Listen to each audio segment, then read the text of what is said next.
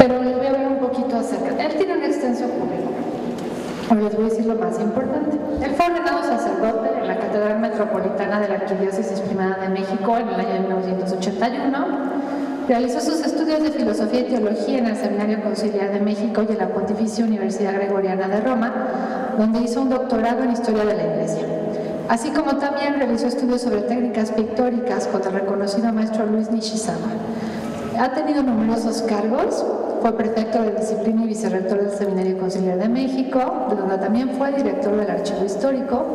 Fue rector de la Rectoría de San Buenaventura en Tlalpan, catedrático de Historia de la Iglesia en el Instituto Superior de Estudios Eclesiásticos. Fue prefecto de Estudios del Pontificio Colegio Mexicano en Roma, rector de la Universidad Católica Lumen Gentium de la Arquidiócesis de México y, bueno, fue miembro de la Comisión Histórica para la Causa de Canonización de Juan Diego, formada por la Congregación para la Causa de los Santos, y también fue nombrado el postulador oficial para dicha causa. Actualmente, bueno, él es canónigo y asesor cultural de la Insignia Nacional Basílica de Guadalupe, es también catedrático de la Universidad Pontificia de México y director del Instituto Superior de Estudios Guadalupanos, del que también es cofundador. Es miembro además de la Sociedad de Historia Eclesiástica Mexicana y de la Real Academia de Bellas Artes y Ciencias Históricas de Toledo, España.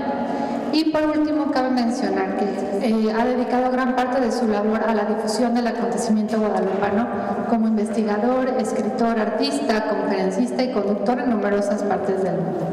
Y como siempre, bueno, pues nosotros aquí en el museo lo queremos mucho, siempre nos ha apoyado muchísimo y yo les pido que lo recibamos con un caluroso aplauso.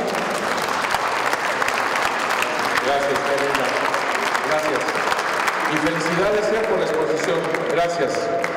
Además por otras cosas que ya me enteré. Bueno, creo que falta subirlo un poquito. ¿O estoy mal? Sí, por favor. Un poquito más arriba. Si lo pones, que la palabra que diga ex parroquia esté más arribita, si se puede. ¿Quieres un libro?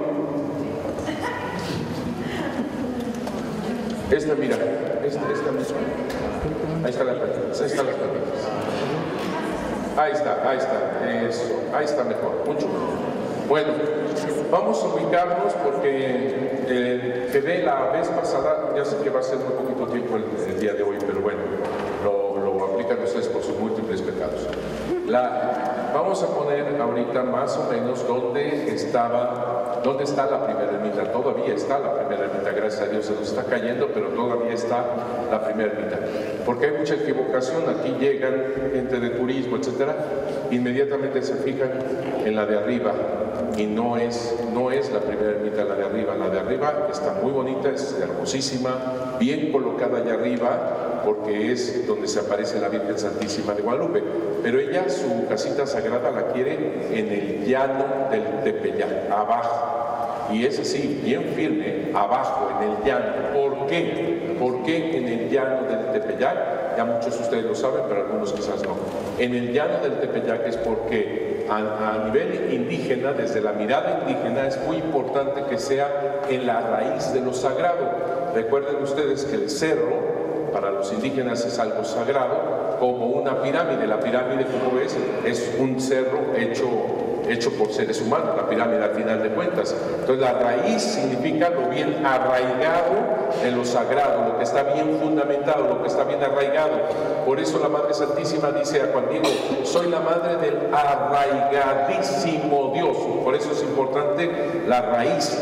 Acuérdate que nuestros indígenas dicen el costumbre, padre, la historia, así lo dicen nuestros ancestros, nuestra gente. O sea, siempre están viendo hacia la raíz de la cultura, la raíz de la tribu, la raíz de lo sagrado, porque ahí se encuentra lo verdadero. Por eso se puede traducir el arraigadísimo Dios o el verdaderísimo Dios, porque es lo que está bien sostenido. Por eso la Virgen Santísima lo dice con toda exactitud: quiero una casita sagrada en la raíz, en el llano del Tepeyac. Y desde la mirada española también es importante, porque acuérdate de Isaías 42 cuando dice: yo voy a poner todo plano, todo llano para facilitar el encuentro conmigo. Yo allanaré, así dice la palabra, yo allanaré montes y valles, es decir, lo haré plano. Y esa es como la epifanía, es decir, para todos los pueblos será fácil el encuentro conmigo. ¿Me expliqué bien más o menos cómo va? Y entonces, tanto desde el aspecto indígena como del aspecto europeo, es muy importante que sea abajo. Por eso es la importancia de abajo en el llano del Tepeyac. Y otra cosa importante, la Virgen de Guadalupe pide un templo, sí señor, pide un templo, pero ella no está pidiendo con ello una edificación de 4x4 nada más, sino el significado profundo de lo que significa hacer un templo. Y te recuerdo que los indígenas no hacían una civilización, no hacían ningún pueblo sin antes edificar en primerísimo lugar, ¿qué? El templo. El templo es lo primero que se tiene que edificar para crear una civilización. Por lo tanto, qué bueno que te pusiste aquí, qué bueno que te pusiste aquí, qué bueno que te pusiste aquí. Me da mucho gusto porque me emociona y aquí por lo menos, No, perfecto. Bueno, me voy a cuidar de esta.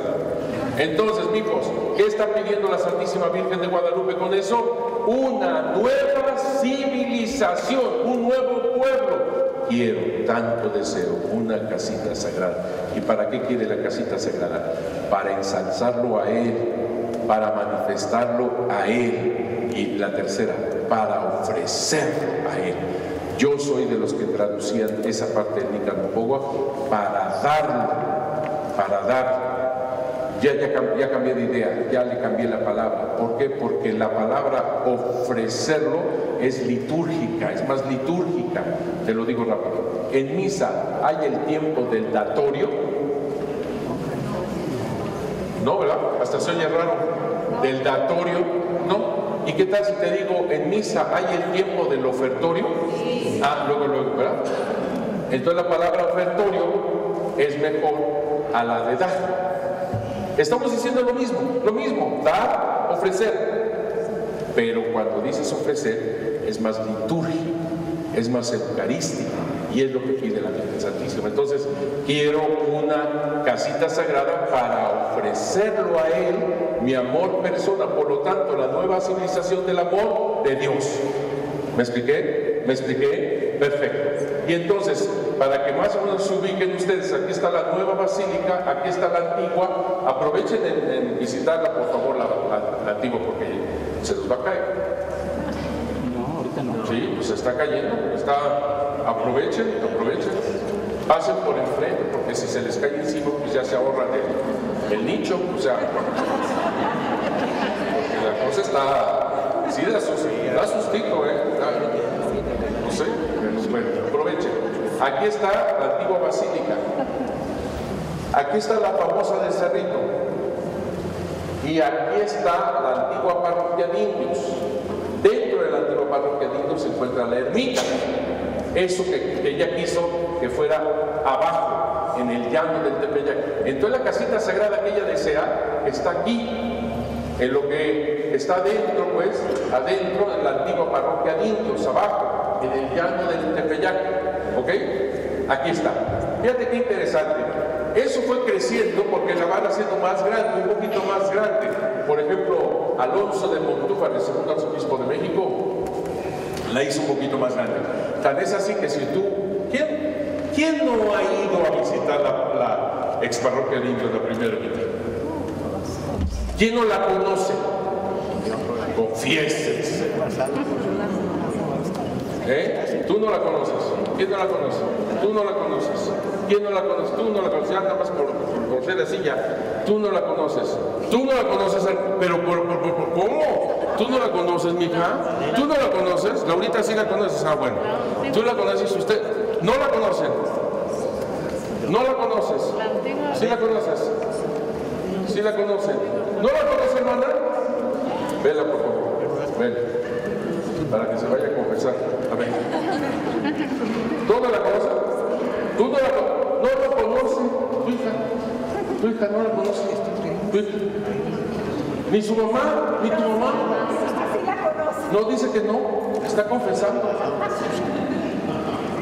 Ahorita pasamos por ahí. Yo la conozco. Bueno.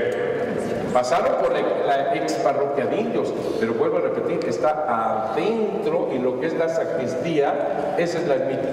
Así de pobre, fíjate, es el lugar, quizás, el objetivo más importante de la Virgen de Guadalupe, porque la Virgen de Guadalupe, la imagen es la señal para que el obispo aprobara la construcción. O sea, el objetivo es la ermita, no la imagen. Claro, se vuelve uno solo, lo entendemos, pero la imagen es señal para aprobar la casita sagrada. A eso viene María, ese es el objetivo. Y te voy a decir una cosa, casi nadie viene, casi nadie sabe que ahí es, ni idea que ahí es. Claro, se viene a ver la Virgen, que es un todo, yo lo entiendo, es un todo, no son separados, es un todo. Pero caray, el lugar, ¿verdad? El lugar. Bueno, a lo que voy es esto. Vamos a ver ahorita algunas piedras de la primera construcción. Prácticamente quedan nada más algunas piedras abajo de lo que hizo Fray Juan de Zumárraga, la aprobación de Fray Juan de Zumárraga. Después viene el segundo arzobispo de México, ¿cómo dije que se llama? Alonso de Montúfar. Muy bien, perfecto. Me da gusto que lo repitan y todo eso, porque ahorita en sueños van a estar repitiendo Montúfar, claro. Tu esposa va a decir, ¿quién es ese? ¿Verdad? Pero eso es bueno, porque se van poco a poquito van repitiendo. Montúfar la acrecienta, la hace un poquito más grande. Entonces los muros que estamos viendo son los de Montúfar. O sea, estos altos así son los de Montúfar. Esos son de Montúfar, pero siempre en el mismo lugar, va creciendo, ¿ok? Cuando captan que no es suficiente, te recuerdo que los indígenas en aquel entonces no era necesario que entraran al templo. Los templos indígenas en las pirámides, ¿quiénes entraban nada más? Los sacerdotes. No era necesario la gente, los feligreses, digamos así, sino que ellos, su templo, por decirlo de alguna manera, es el universo. Están bailando fuera, hijos, igualito que en el atrio. Cuando ves baile, se cansa, bueno, claro que se cansa, pero ahí están baile, es que están bailando, orando al Dios omnipotente y no necesitan un techo, el techo es el universo, pues es la mentalidad indígena. Así comienza, pero poco a poco vienen los mestizos, como tú comprenderás, viene gente mestiza, se va haciendo los mestizos, y ellos iban queriendo entrar al templo, como nosotros queremos entrar al templo, ¿no? Y entonces ven que la capacidad de esa pequeña ermita es muy poca, y por eso, fíjate lo que hacen, porque ellos dicen, en el llano del Tepeyac, la Virgen quiso que fuera en el llano del Tepeyac. Aquí es donde Juan Diego le dice a Fray Juan de Zumárraga para que hiciera la primera ermita. Aquí debe ser, un lugar malísimo, porque todo esto es lago, y llegaba a inundarse esta parte del lago. Imagínate tú, se inundaba la primera ermita, malísimo. La única calle que existía era la de Misterios, que era como un dique entre el lago, y de Misterios llegaba a Tlatelolco y después al centro del islote. Entonces, imagínate tú todo ese lago cuando eran las lluvias, porque ahorita con toda la cuestión que estamos viviendo ya no se sabe ni cuándo llueve ni cuándo no, y estos calorones que nos marcamos el día de hoy, ¿verdad? Bueno, pero antes era muy marcado. En diciembre secas. Por eso en secas el lago se retira un poco y por eso Juan Diego puede darle vuelta al cerro donde generalmente se subía el lago. El lugar es malísimo. Prácticamente le dice hacerla, lo voy a decir de esta manera, en lo que sería la playa. Porque te recuerdo que el lago de Texcoco es un agua salada, como el mar, pescaban. ¿Sabías que hacían tortas de sal en la orilla del lago de Texcoco? Hacían tortas de sal. Ellos no tenían ningún problema con tener sal. En Europa sí, en muchos lugares no tenían sal y era el salario. ¿De dónde crees que viene? De la sal. O sea que en vez de pagarte con otra cosa, te pagaban con moneda, te pagaban con sal. Y de ahí viene la palabra salario. No es porque estés salada, porque ganas muy poquito, no, sino porque se pagaba con sal. Fíjate, en México no tenían ese problema, en el centro no tenían ese problema, había sal por todos lados, sigue habiendo sal. Imagínate para una tela como donde está la Virgen de Guadalupe, en un lugar húmedo y salado. hay un experimento que supuestamente dura 9 años. Lo hizo Bartolacci en 1700 y tantos, o sea, 200 años después. Yo estoy seguro, fíjate lo que voy a decir el día de hoy, está grabado. Fíjate lo que voy a decir el día de hoy. En 1531, cuando estaba el agua todo lo que daba, una tela de ese tipo, en ese lugar malísimo donde está la primera ermita, no dura 2 años. No dura 2 años. Por la sal. ¿Me explico cómo está la cosa? Bueno, cuando se necesita un lugar, te digo, más grandecito, entonces andan buscando a ver por dónde todo esto ya se iba secando, iban secando todo esta parte del lago, cerca de donde está Misterios, y entonces andan buscando a ver en dónde poner ahora su santuario, porque el lugar allá, te vuelvo a repetir, está muy malo y se necesita un espacio más grande. ¿Sabes lo que hacen? Porque van vislumbrando que este lugar pudiera ser este lugar. Y entonces sacan la imagen de la Virgen de Guadalupe y la ponen en ese lugar, en una enramada para que le dé sombrita, 8 días. A la imagen de la Virgen de Guadalupe, la original, 8 días en una enramada ahí. ¿Sabes para qué? Para saber si le gustaba a la Virgen. Ay, qué hermosos. Dime si no es ternura, es como lo que vimos de los exvotos, ¿no? Si corría la Virgen, no le gustaba. Pero si no hacía nada, pues sí le gustaba. 8 días en la enramada en ese lugar para hacer el nuevo lugar. Y como no dijo ni pío, entonces dijeron, pues aquí sigue siendo en la raíz, sigue siendo en el llano. Eso es importante. ¿Te das cuenta? Sigue siendo abajo. Y entonces hacen una construcción, no la que estás viendo, hacen una construcción en 1600 a 1622 que le llamamos el artesonado. Es una construcción de 2 aguas y 2 torres. Eso estaba en lo que es la antigua Basílica de Guadalupe, el artesonado. 1600, ¿cuál dije? 22. Estaba cerca. 1622. Ahí estuvo, ahí se consagra ese altar, el artesonado. Ahí está la Virgen de Guadalupe, la original. Pero poco tiempo duró, porque decían, esto está también muy pequeño, muy pequeño, muy pequeño, tenemos que hacerlo más grande, en ese mismo lugar tenemos que hacerla más grande. Y entonces Francisco de Aldear y Seicas, así se llamaba el arzobispo, Aguiar. Qué interesante, ¿verdad? Porque el actor, ¿cómo se llama? Carlos Aguiar. Qué interesante que sea el mismo apellido, porque el apellido Aguiar no es muy común, o alguno de ustedes se llama Aguiar, aquí puro López, o sea, Sánchez, ¿no? Yo soy Chávez Sánchez. En la época del virrey Mancera. En la época del virrey Mancera, exactamente, él sí se acuerda, el virrey se llamaba Mancera. ¿Y cómo se llamaba el anterior jefe del DF? Mancera. Nada más que aquel Mancera sí la visitaba cada 8 días. Sí, cada 8 días iba a misa. El otro Mancera. Bueno, espero que esté Aguiar.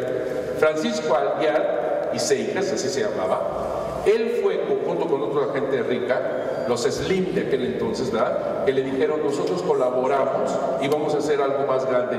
Y se empieza a hacer la antigua Basílica de Guadalupe que tú conoces, la primera piedra en 1695 y terminan toda esa mole de estructura en 1709. En 14 años hicieron la antigua Basílica de Guadalupe.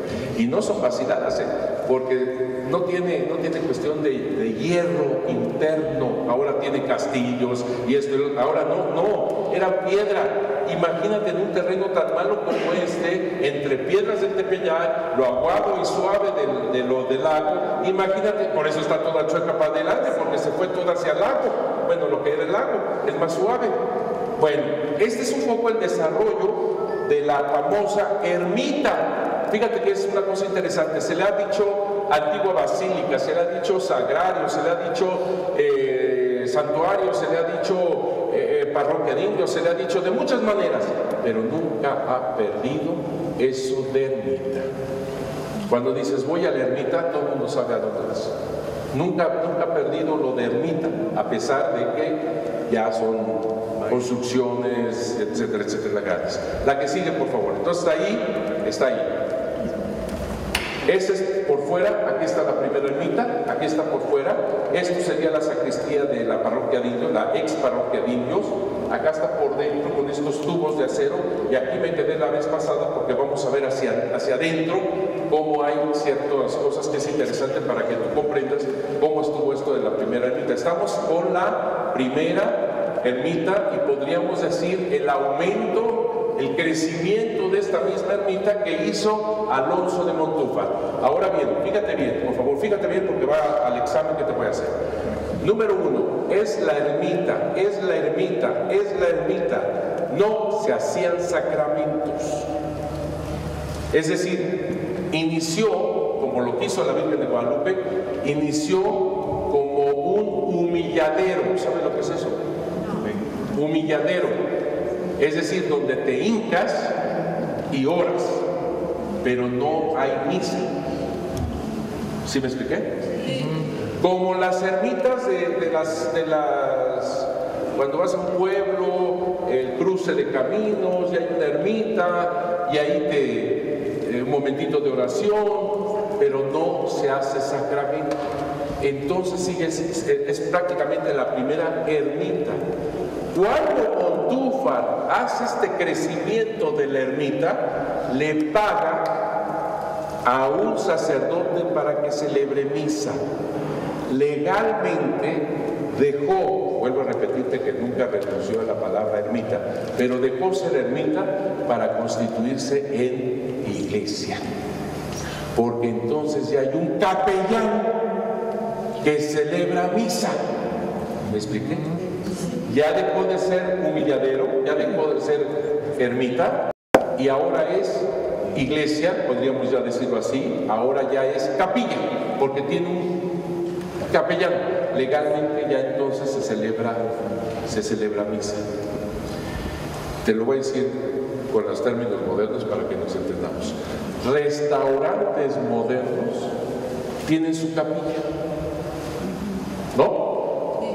Está mal dicho, porque en los restaurantes eso no es donde hay un capellán para celebrar misa.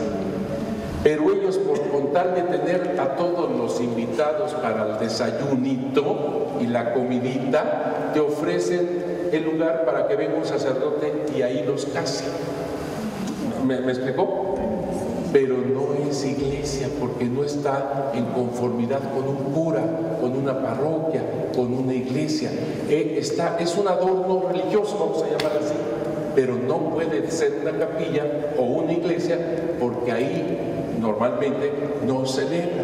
Ahora bien, vamos a suponer que el párroco del lugar, el párroco cercano, dice: yo quiero que esa capilla de ese restaurante nos la abren a nosotros al culto, y entonces yo le voy a dar de mi parroquia todos los registros para que alguien, si quiere casarse ahí, yo lo acepto, el párroco.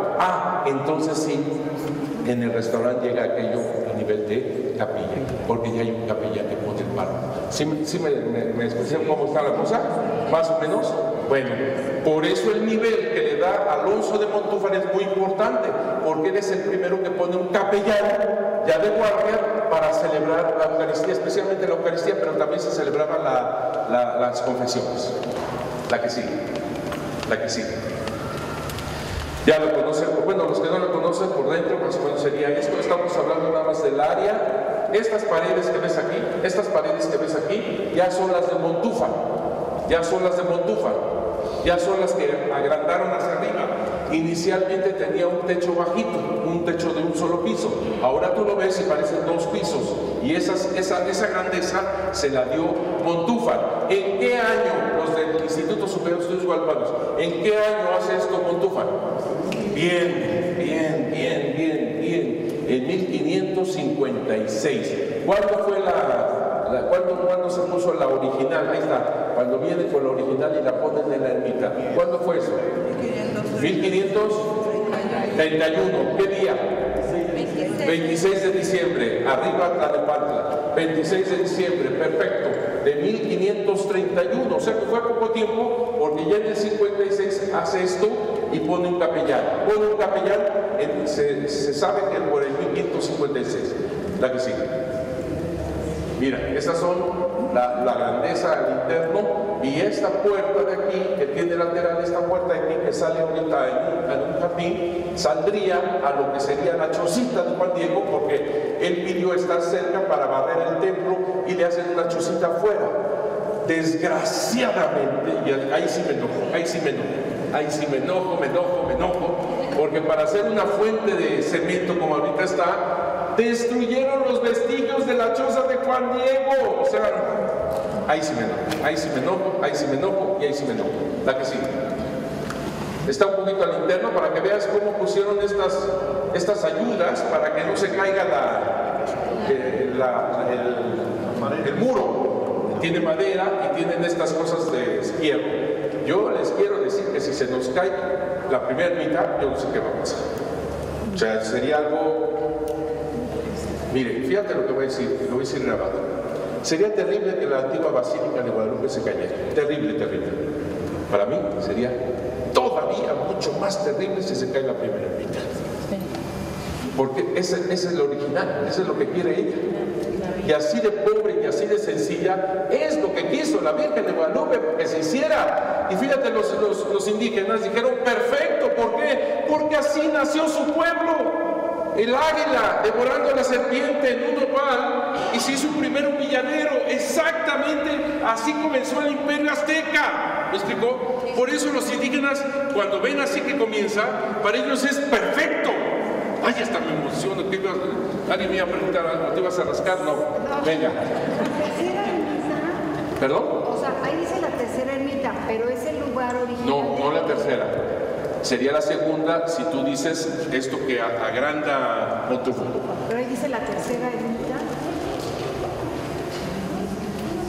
Ahorita te lo explico, sí. Pero viene siendo todo la primera y la segunda y la tercera son en el mismo lugar. En el mismo lugar. Te voy a decir por qué le dicen tercera. Tienes razón. Te voy a decir por qué. ¿Por qué le pusimos ahí? Te recuerdo, esto lo vimos la vez pasada.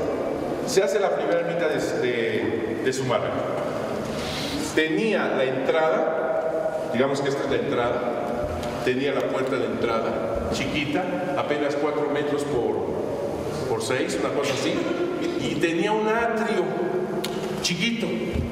Los indígenas en 1533 hicieron que el muro de la entrada tomara el atrio adentro. Hicieron el muro donde estaba el atrio. ¿Sí me expliqué cómo estuvo? Metieron el atrio al cuerpo de la ermita. Eso fue lo que hicieron los indígenas en 1533. ¿Dónde estaba Zumárraga? En España. O sea que ahí sí ni le preguntaron, nada más pusieron el muro acá y le pusieron otro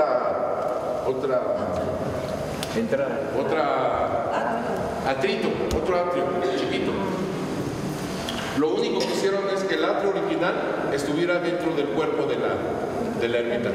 Esto es interesante, ¿por qué? Porque todavía vivía Juan Diego.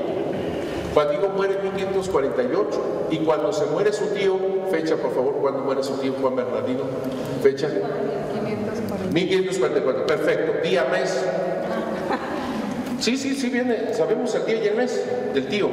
Venga. No, muy bien, 44, muy bien, venga. 15 de mayo, bien, ya ves cómo sí sabías. 15 de mayo de 1544 muere el tío. ¿Y la tumba cuál es? El cuerpo de la ermita, lo entierran adentro. ¿Ok? ¿Y Juan Diego cuándo muere? 1548. No sabemos a ciencia cierta ni el día ni el mes. Sabemos del tío. Fíjate qué interesante. ¿En qué documento vienen esas fechas? ¿En dónde? ¿Por qué documento sabemos eso? Bien, ¿ves cómo moviéndolo un poco salen así las ideas? Muy bien, me da gusto. ¿No te da gusto tener un hijo así inteligente? Muy bien, es en el Nican Motecpan. campana, donde sabemos las fechas de muerte de Juan Bernardino y la muerte de Juan Diego. Me iban a decir otra cosa, sí, hermano. ¿Dónde quedó Juan Diego?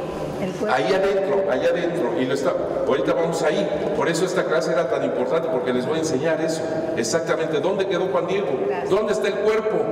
No te pierdas los 3 próximos meses, porque no va a durar La que sigue. Mira, este soy yo. Bueno, aquí estoy viendo las piedras, de este lado, las piedras de Zumárraga. Esto es de Zumárraga, esas piedras de abajo son de Zumárraga, estas de aquí. Estas son de Zumárraga. Sobre estas, este muro, esto alto, lo reconstruyó Montúfar.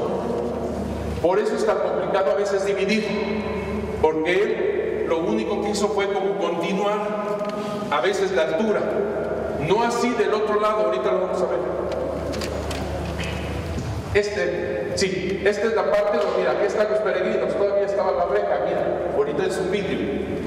Aquí están los peregrinos, ya te ubicaste aquí está la entrada. Y este muro de división de la parroquia que ahorita vamos a ver, la que sigue.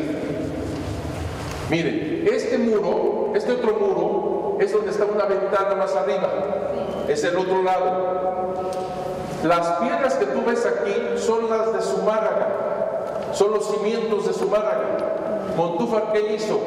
Moverse, ¿qué será? 1 metro, 1,5 metros para construir el muro de él, hacerla un poquito más grande, más alta. Sí, la que sigue. Miren, ahí están los peregrinos. No los quité para que vean por dónde estábamos, ayuda a la proporción. Entonces, en el cuerpo de esto es donde están los cadáveres. De Juan Diego y de Juan Bernardino decíamos, pero no solamente. ¿Por qué? Porque es un lugar sagrado. Y al ser un lugar sagrado, todo el mundo se quiere enterrar ahí. ¿No echaste ojo ahora que estuvimos allá en el museo de allá del Canosazo? ¿No echaste ojo que ahí están los columbarios? ¿Echaste ojo, no? Que ahí estaban donde quieres quedarte. ¿Verdad? Pasaron, ¿no?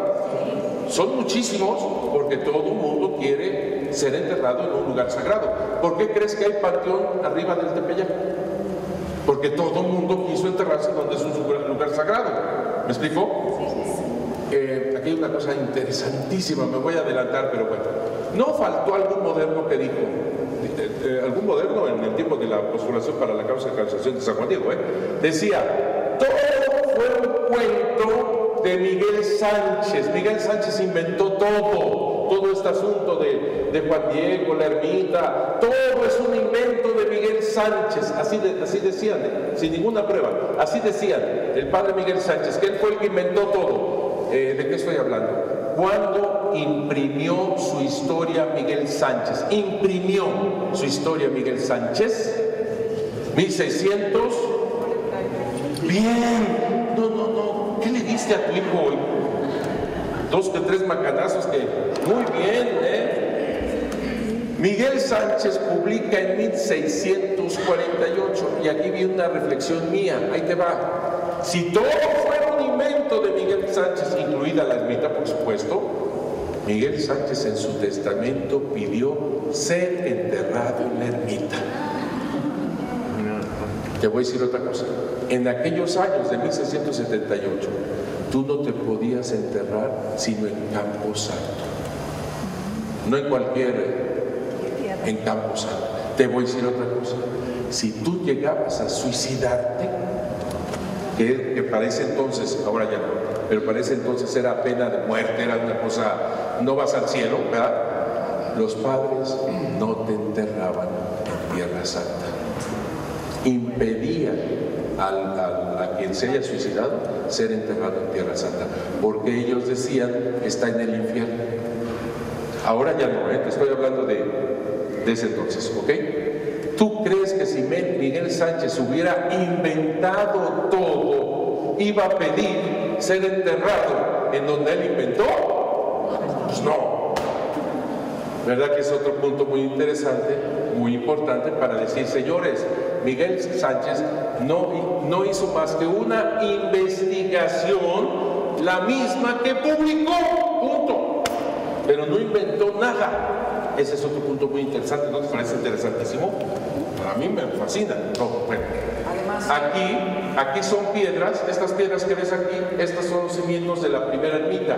Así que lo que tú estás viendo, sí, decimos la primera ermita, sí es parte de la primera ermita, unos muros son de la primera ermita, pero otro lo que estás viendo es precisamente, si lo ves así, la tercera ermita, es decir, la de Montúfar, tomando en cuenta que creció ya desde que los indígenas metieron el pequeño atrio dentro del cuerpo de la ermita. Entonces estamos viendo la tercera de Montúfar. Bien, la que sigue, pero prácticamente la segunda. Mira, aquí están todavía los cimientos de Zumárraga, aquí están clarísimos, y si te logras ver acá es donde está como el presbiterio, y hay filas de piedras así. Zumárraga nada más hizo un escalón, un presbiterio de un escalón. ¿Por qué no más? Porque no había misa. Nada más lo puso para reverenciar a la Virgen de Guadalupe, un escaloncito. Pero ¿quién ya pagó a un capellán para que hubiera misa? ¿Quién? Montúfar. Y entonces se le puso 3, no 1, sino 3. Es decir, hizo más fuerza, más solemne, donde iba a haber misa, ¿ok? Para que se celebrara ya la misa ahí. La que sigue. Voy rápido. Mira, aquí se ve que están estas piedras, pero también se ve otra más que está como redonda. Posiblemente es el techo que se cayó, porque el techo se cayó de la ermita. Te digo que apenas la tenemos, de veras, deberías ir a visitar, la que sigue. Mira, de este lado hay lavamanos. Acuérdate que funcionó como sacristía. Y nosotros los sacerdotes, sobre todo en ese entonces, antes de celebrar la misa, se lavaba uno las manos con una oración. No crees que nada más así, pásame champú. No, sino es con una oración y todo, porque era parte del rito desde la sacristía. No se hablaba desde la sacristía. No sé si tú has visto al Papa Francisco que cuando se celebra misa ni voltea a ningún lado, o sea, serio, hasta parece que está... ¿Sí lo has visto? Mientras que el Papa Juan Pablo II volteaba por un lado, por el otro, igual Benedicto, pero el Papa Francisco, nada. Una ocasión yo estuve con el Papa Francisco y traía a mi Virgen de Guadalupe aquí enfrente. Hasta se me engarrotaron los dedos esa vez, me acuerdo. Y él me veía, yo veía que me veía de cómo me veía. Y yo lo veía que me veía. Y entonces... No, sí, nos echábamos unas miradas así, ¿no? Mira, aquí la Virgen, ¿no? Y entonces yo dije, pues contra todo su rito, porque él es muy así, yo le voy a pedir bendición a él, Y entonces cuando pasa así, le dije, ¡su santidad, una bendición! Ya sabes que yo soy discreto, tranquilo, ¿no? Serio, ¿no? Y entonces el Papa, me acuerdo, porque no hace caso para nada, Papa Francisco. Y el Papa, aquí tenía el diácono, deja pasar al diácono porque le estorbaba la visión conmigo, y entonces me hace así, me bendice a mí y bendice a la imagen, así como si fuera a disparar, ¿no? Y ya me quedó bendita la imagen, ya la tengo, ¿no? Bien feliz. El Papa es muy sobrio, el Papa Francisco, porque te digo, desde la sacristía es todo un rito para la celebración de la misa. La que sigue. Por eso el lavatorio es muy... Mira, ahí está el lavatorio, lo vas a ver en la primera mitad cuando vayas, la que sigue. Mira, esta es la ventana del otro lado, estás viendo Montúfar, todo esto es de Montúfar, esta grandeza de la primera ermita. Bueno, de la tercera ermita, la que sigue. Fíjate lo que dice Mariano Fernández de Echeverría y Beite, quien escribe en 1775-1779, dice, con motivo de este reedificio de esta iglesia, hecho el año pasado de 1751, está hablando de la antigua Basílica de Guadalupe, de haber envigado los suelos de nuevo, se cavó en ellos, está hablando de todo lo que han hecho también para la primera ermita. Esto es de la primera ermita, fíjate. Deseo de encontrar el cadáver del dichoso indio Juan Diego, lo que me preguntaba la hermana. En la sacristía, o sea, está hablando de la sacristía. Entonces este templo, para no equivocarnos, sería la ex parroquia de indios, pero van a revisar la sacristía, que es la primera ermita, ¿ok? Y dice, haber envigado los suelos nuevos, se cavó en ellos con el deseo de encontrar el cadáver del dichoso indio Juan Diego en la sacristía, que como dije, fue la segunda iglesia, ok, segunda o tercera, ya viste por qué, y donde de haberle enterrado, y si bien se hallaron muchos cadáveres,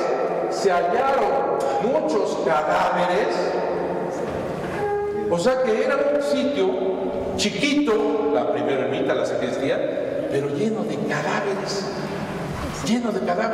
Ahorita van a ver lo que dicen cuando van descubriendo cada uno de ellos, y algunos de ellos sin echarse a perder. No, sí, la cosa está bien interesante, ¿eh? De todo lo que encontraron, cientos de cadáveres. Es algo, no lo puedes creer en un lugar tan chiquito, no es nada. Y es que todo el mundo quiere ser enterrado ahí. Es como pasa con la tumba de San Pedro.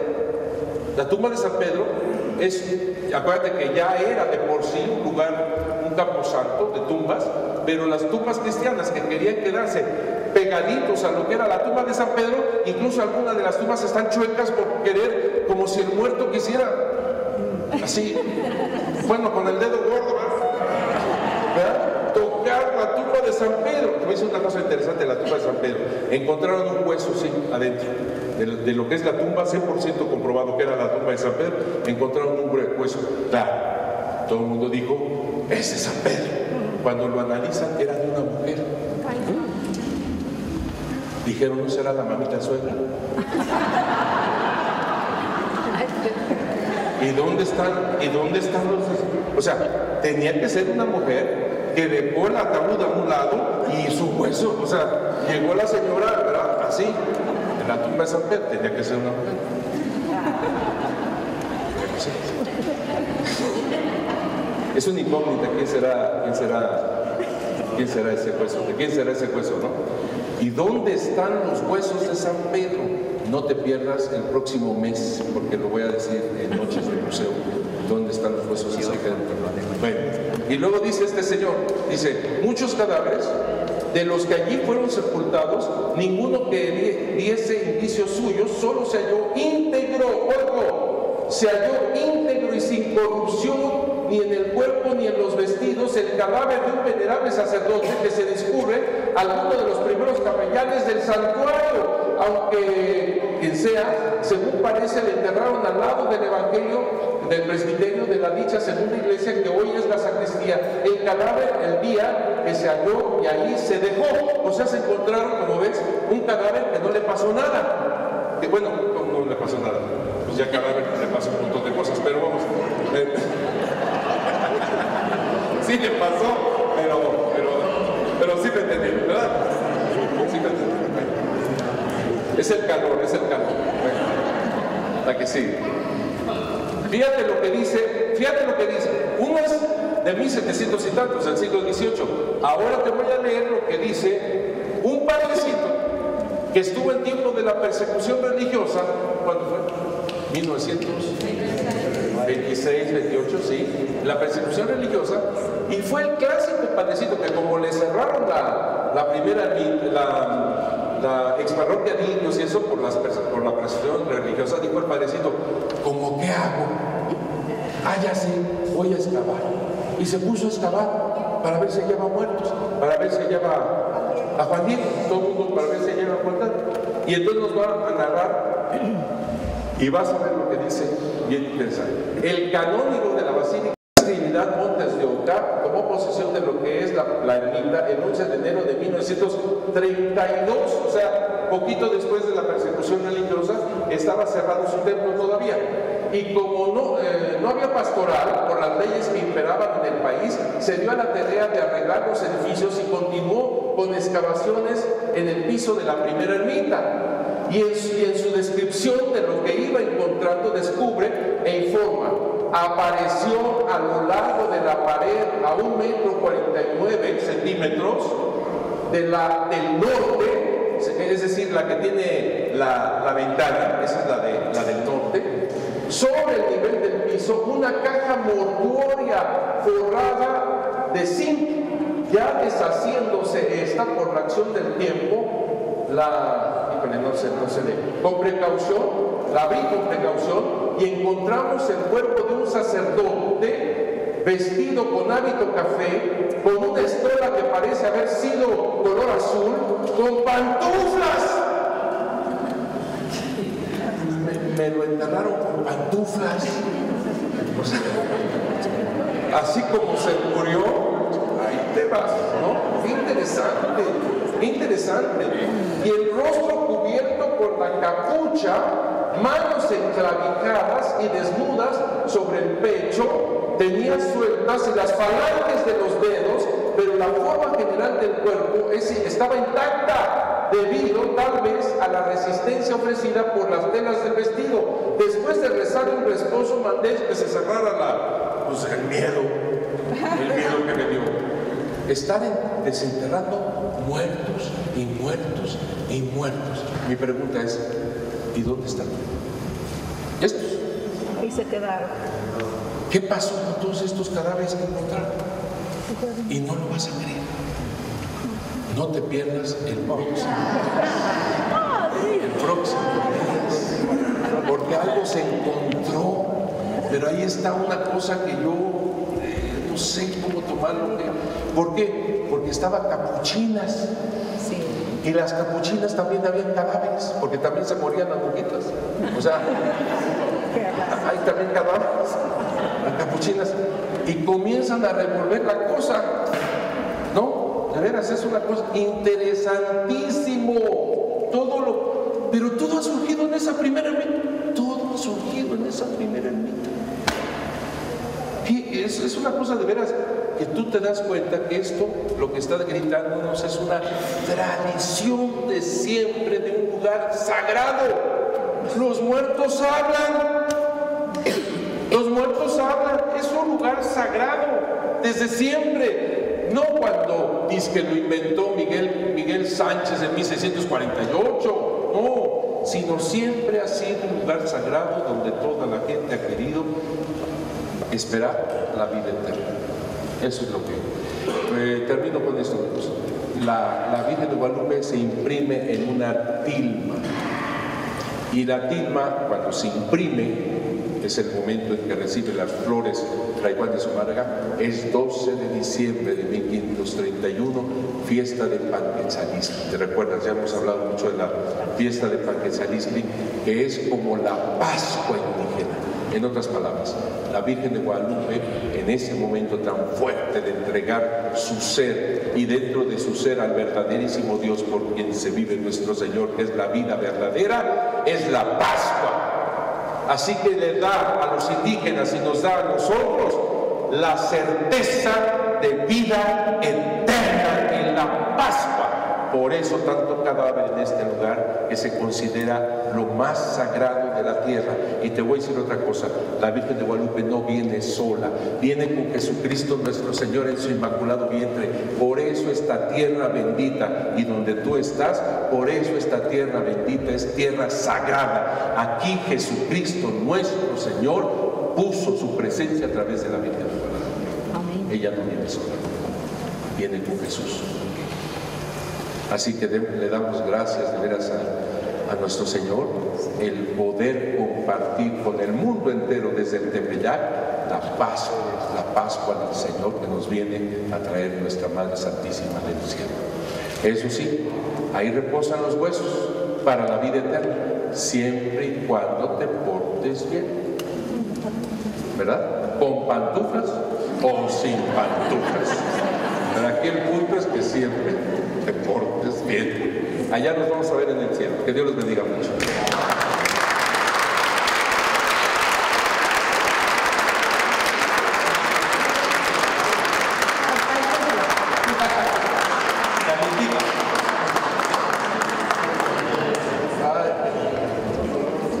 ¿Desde hace cuánto que no nos vemos?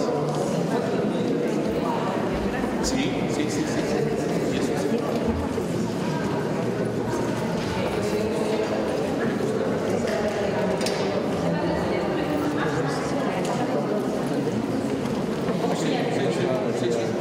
Quedamos con las preguntas.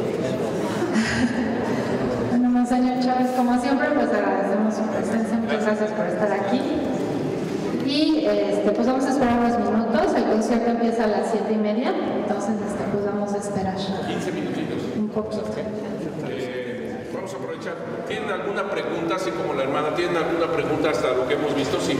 Ese cuadro, ahí es la lista de indígenas. ¿Es qué? La lista de indígenas. Sí, mira, aquí este cuadro resume muchas cosas, ¿eh? ¿Te fijas? Esos misterios. Esa es la calle de misterios. Porque vienen desde... Acuérdate que cuando se aparece la Virgen de Guadalupe en la tilma, eso es muy interesante. ¿Alguien trae rebozo? ¿Un rebozo? No, a ver. Gracias. Bien. Es más o menos, el rebozo es a la mujer, la tilma es al varón, ¿ok? Esta tilma, vamos a ponerlo así para entendernos, es donde fueron colocadas las flores que surgen en el cerro del Tepeyac, ¿ok? ¿Las flores de quién son? El dueño de esas flores. De Dios, la naturaleza, bien dicho, la naturaleza, pero más allá de naturaleza, porque son flores enraizadas en suelo muerto, salitroso, pedregoso, el lava. Sí, son flores extraordinarias, pero dices muy bien, de Dios y de la naturaleza. Perfecto. Son la señal que te recuerdo que flor y canto para el indígena significaba la verdad divina. ¿Te acuerdas que cuando Juan Diego por primera, el 9 de diciembre, empieza lo primero que empieza a escuchar son cantos de pájaros finos? Te recuerdo que para los indígenas flor y canto significa la verdad divina, flor y canto, ¿ok? Entonces, cantos de allá a lo alto del cerro comienzan cantos bellísimos, y las flores surgen en el mismo lugar, bueno, en el cerro arriba. ¿Te fijas cómo flor y canto están enmarcando todo lo que es el evento guadalupano? Es decir, esta es la verdad divina, todo, desde el inicio hasta el final. ¿Estamos de acuerdo? Como tú muy bien dijiste, las flores son de la naturaleza de Dios y son extraordinarias. ¿La tilma de quién es? Juan Diego. De Juan Diego. ¿Quién pidió la señal? El obispo. Ya van conjuntándose un montón de cosas.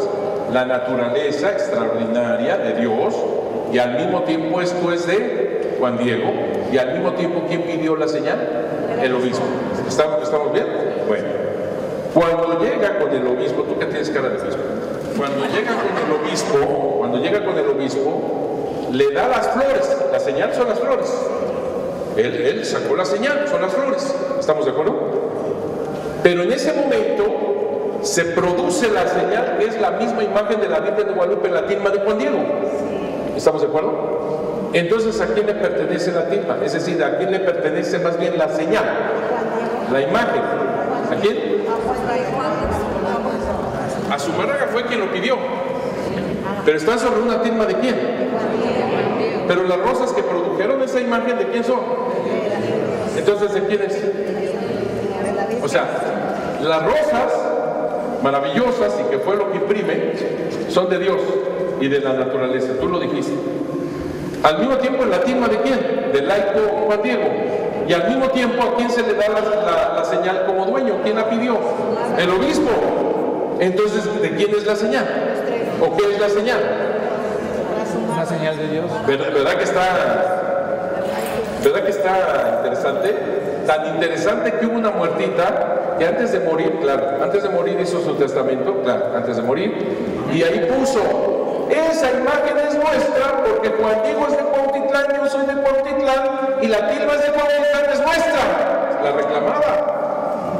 Sí, nadie le hizo caso y se murió. Entonces, sí, claro. Pero estamos en lo que estamos pues aquí diciendo. Entonces, al final de cuentas, la imagen, ¿qué es? ¿De quién es? Nuestra. Y me gusta mucho lo que dice Sosocolco Veracruz, que una vez lo hablamos aquí. Su rostro no es ni de ellos ni de nosotros. O sea, no le pertenece ni a ellos ni a nosotros, sino de ambos. En otras palabras, en la manera, en la medida en que yo soy hermano del otro, soy su rostro. ¿Sí? Es bonito, ¿eh? Es bonito el concepto. Su rostro no es ni de ellos ni de nosotros, como separados. Su rostro no es ni de ellos ni de nosotros, sino de ambos. Y es exactamente el concepto que estoy diciendo. La tilma, al final de cuentas, mijos, es tu iglesia católica. Es tu iglesia católica con tus laicos, con tus consagrados, con la verdad divina a través de la Virgen de Guadalupe, quien da a Jesucristo nuestro Señor la Pascua verdadera desde su inmaculado vientre. Es tu iglesia católica. ¿De quién es? Es de tu iglesia católica, porque es de todos en la medida que somos hermanos. ¿No te parece brutal? Ay, me cambiaron. ¿No te parece brutal? Es maravilloso, ¿no? Es de todos. Te lo voy a decir como dicen los de Socorro. La señal no es de ustedes, no es ni del consagrado, no es ni del laico, no es ni de la naturaleza. La señal es de todos. En la medida en que nos veamos como familia, como hermanos, somos la señal en la iglesia católica. Ay, hasta te sentiste, ¿verdad? Interesante. Ahora bien, seguimos con el cuadro. Como el obispo tiene en manos la señal, él por primera vez la colocó en su oratorio. Bien hecho, porque él pidió la señal. Su oratorio se encontraba en su casa, a un lado del templo mayor, lo que sería la catedral. Ahí duró un día mientras se construía la ermita. Y entonces, ya después de que termina el 26 de diciembre de 1531, vienen con la imagen, gracias a... espérame, me faltó una cosa. En el oratorio, un día. Después la pasa a la iglesia mayor, sería la catedral, Zumárraga, porque se dio cuenta cómo los indígenas leían la imagen, no la veían solamente, la leían, porque es un códice maravilloso, y entonces la leían, y ellos mismos decían y esto y el otro, y mira lo que dice, y mira esto y lo otro, mira el agua y orden, etcétera, etcétera. Y entonces se dio cuenta Zumárraga y por eso la puso en la iglesia mayor. Volvemos a lo mismo, porque le pertenece a la iglesia a todos. Y entonces, ya el 26 de diciembre de 1531, ahí la traen en procesión. Ahí la traen en procesión, y ahí es donde se hace un documento, está en un documento que es un canto que ya era indígena, pero le pusieron notas, le pusieron palabras para la Virgen de Guadalupe, lo adaptaron. Ese canto indígena se llama el pregón del atabal. El pregón del atabal, porque usaban el atabal, el instrumento, para poderlo cantar. Hace cuenta, yo tengo un tío sacerdote, es muy chistoso, porque adapta cantos románticos a la mujer a Jesús, para que la gente sea fácil para la gente. Tomamos el final, el fácil de la vida. Ese es Sorleyen. El canto es de Sorleyen, de la película Sorleyen, pero él adaptó Jesús, ¿no? En vez de mi amor, le puso Jesús. Entonces, algo así hizo este señor. De un canto indígena, le puso los guadalupanos. Iban los bailando los indígenas, como bailan, con sus flechas y todo eso, pero se le suelta un flechazo a uno de ellos y no va a matar a alguno infeliz. Mira, ¿lo ves? ¿Lo ves? Ahí está tirado, con el flechazo. Ahí está. Es la primera vez que lo ven. Mira. Y ustedes que siempre vienen aquí al museo. Pues ahí está el flechazo. Entonces, si tú te fijas a los indígenas, hay de todo. Hay gente noble, hay más bien vestida, como gente muy pobre, lo que sea. Y luego también aquí tenemos gente noble, aquí noble, indígena, pero también españolota. Mira, aquí están españoles. Mira bien. Mira, allá atrás de él hay españoles también, cuchicheando, no poniendo atención a la misa, como siempre. Y aquí están los indígenas nobles. Alguien dijo que Juanito pudiera ser un indígena noble, príncipe. No es verdad, no es verdad. Se empezó a colar esa mentira. No es verdad. Le llaman Juan Diego Tzin, y ese apelativo Tzin, que se traduce en minúscula, se le da a cualquier persona digna. No es necesario que sea de noble de sangre. Y tan es así que en el Inca Contepana dicen el Macehual es una persona común y corriente, pero le llaman el Macehual sin Juan Diego. O sea, es un más humano, es una persona. Mira, es como cuando, por ejemplo, tú llamas así a un jardinero, al señor o a la señora de la tienda. Don Manuel, ese don, pues lo estás ennobleciendo, y de modo que Don Manuel se te saque, ¿me explicó? Pero tú lo estás haciendo, Doña Rosita, me da un kilo de frijol, ¿no?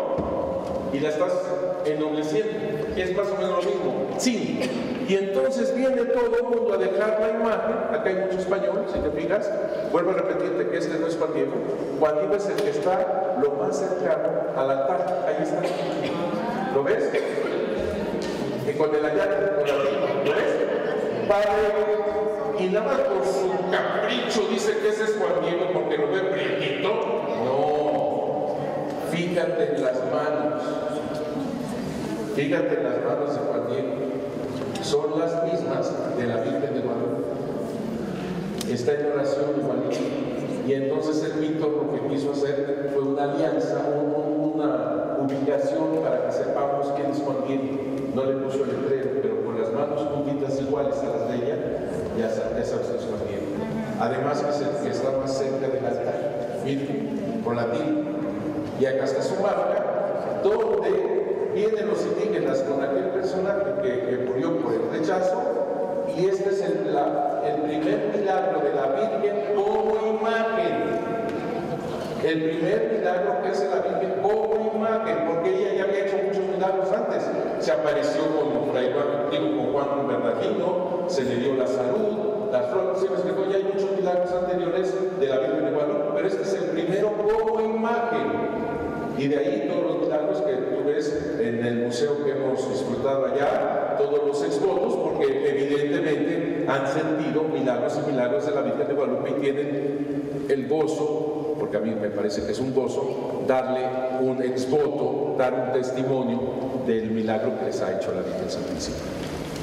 No íbamos a hablar más, ¿verdad? Nos vemos. Ya casi me quedo con esta tilma. Gracias, qué linda, ¿eh? Gracias. Ya.